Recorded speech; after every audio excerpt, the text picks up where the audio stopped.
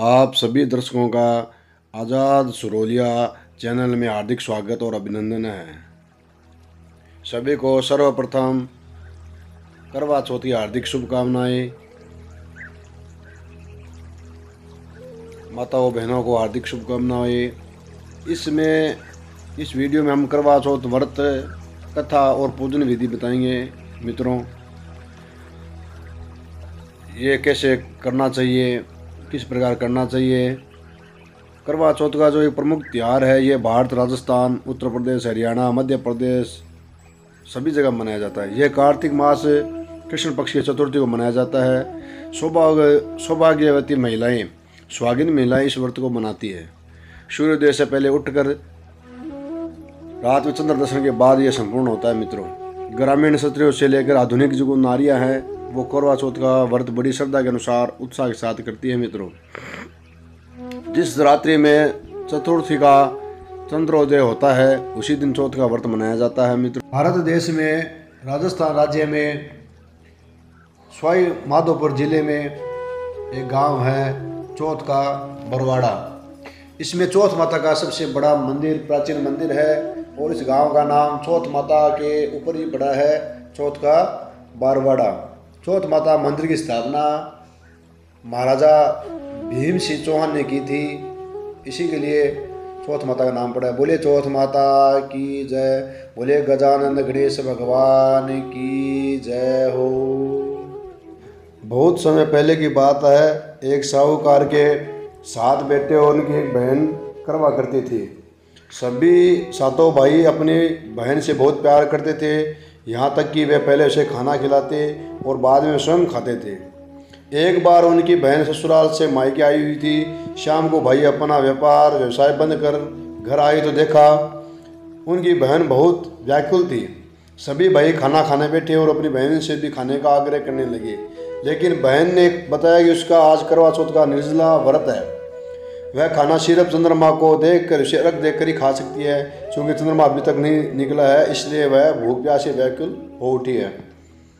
सबसे छोटे भाई को अपनी बहन की हालत देखी नहीं जाती और वह दूर पीपल के पेड़ पर एक दीपक जलाकर चलने की ओट में रख देता है। दूर से देखने पर ऐसा प्रतीत होता है कि जैसे चतुर्थी का चांद उदित हो रहा है।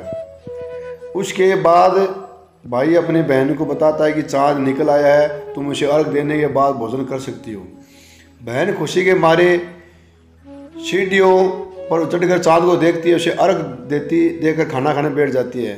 वह पहला टुकड़ा मुंह में डालती है तो उसे छींक आ जाती है, दूसरा टुकड़ा डालती है तो उसमें बाल निकल आता है। जैसे तीसरा टुकड़ा मुंह में डालने की कोशिश करती है मित्रों तो उसके पति की मृत्यु का समाचार उसे मिलता है। वह बौखला जाती है।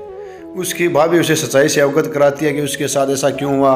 करवा चौथ का व्रत गलत तरीके से टूटने के कारण देवता उससे नाराज हो गए हैं और उन्होंने ऐसा किया है। सच्चाई जानने के बाद करवा निश्चय करती है कि वह अपने पति का अंतिम संस्कार नहीं होने देगी और अपने सतीत्व से उसे पुनर्जीवन दिलाकर रहेगी।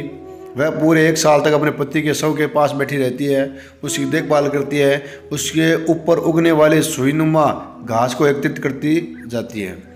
1 साल बाद फिर करवा चौथ का दिन आता है। उसकी सभी भाभियाँ करवा चौथ का व्रत रखती है। जब भाभियाँ उससे आशीर्वाद लेने आती है तो वह प्रत्येक भाभी से यम सुई ले लो, पी सुई दे दो, मुझे भी इसे अपने जैसे सुहागिन बना दो, ऐसा आग्रह करती है। लेकिन हर बार भाभी उसे अगली बार कहकर टाल देती है। इस प्रकार जब सब 6ठे नंबर की भाभी आती है तो उसे करवा उससे भी यही बात दोहराती है। यह भाभी उसे बताती है कि चूँकि सबसे छोटे भाई की वजह से उसका व्रत टूटा था, अतः उसकी पत्नी में ही शक्ति है कि वह तुम्हारे पति को दोबारा जीवित कर सकती है, इसलिए वह आए तो तुम उसे पकड़ लेना और जब तक वह तुम्हारे पति को जिंदा न करे उसे नहीं जाने देना, ऐसा कहकर वह चली जाती है मित्रों। सबसे अंत में छोटी भाभी आती है। वह करवा उनसे भी सुहागिन बनने का आग्रह करती है, लेकिन वह टाला टोली करने लगती है। उसे देखकर करवा उन्हें जोर से पकड़ लेती है और अपने सुहाग को जिंदा करने के लिए कहती है। भाभी उसे छुड़ाने के लिए नोचती है, खसोटती है, लेकिन करवा नहीं छोड़ती है। उसमें अंत में उसकी तपस्या को देख भाभी पसी जाती है और अपनी छोटी उंगली को चीर कर उसमें अमृत उसके पति के मुंह में डाल देती है। करवा का पति तुरंत श्री गणेश कहता हुआ उठ बैठता है।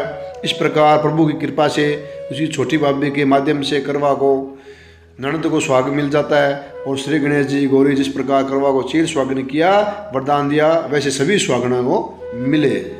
चौथ माता का व्रत करने के लिए सबसे पहले संपूर्ण पूजा सामग्री एकत्रित करनी चाहिए। उसके बाद स्नान करने के पश्चात हाथ में जल लेकर के अपने को संकल्प करना है। क्या बोलना है? मम सुख सौभाग्य पुत्र पौत्रादि सुस्थिर श्री प्राप्त करक चतुर्थी व्रतम अहम करिष्ये, कि भाई मैं चौथ का व्रत करने जा रही हूँ, हमारे घर में सुख शांति समृद्धि सद्बुद्धि रहे।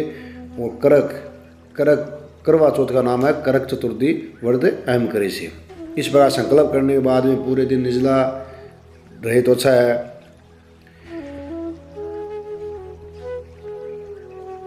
और 8 पूड़ियाँ बनानी चाहिए, उसमें हलवा बनाए, पक्के पकवान बनाए, पीली माटी से गौरी बनाए और उसे गोद में गणेश जी बनाकर बिठाए। गौरी की लकड़ी के आसन में बिठाए, चौक बना आसन को उस पर रखे, गौरी को चुनरी उड़ाए, बिंदी और सुहाग सामग्री से गौरी का श्रृंगार करे, जल से भरा हुआ लोटा रखे, बायना भेंट करे, मिट्टी का टोंटीदार करवा ले, करवा में गेहूँ ढक्कन शक्कर बूरा भर दे, उस पर दक्षिणा रख दे, रोड़ी से करवा का स्वस्तिक बनाए, गौरी गणेश और चित्रित करवा की परंपरा पूजा करे, पति की दीर्घायु की कामना करनी चाहिए। मित्रों, सभी माताओं बहनों से यह है कि सभी अपनी अपनी रीति रिवाज से भी कर सकते हैं, इसमें कोई दिक्कत नहीं है। उसके बाद में भगवान से प्रार्थना करना है, नमः शिवाय सर्वाण्य सौभाग्यम संतति शोभाम प्रच भक्ति युक्ता नाम नारीणाम हर वल्लभे।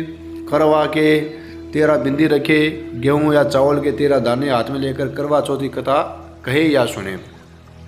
कथा सुनने के बाद करवा पर हाथ घुमाकर अपनी सासू जी के पैर छूकर आशीर्वाद ले, करवा उन्हें दे। 13 दाने गेहूं के पानी का लोटा टोटीदार करवा अलग रख दें।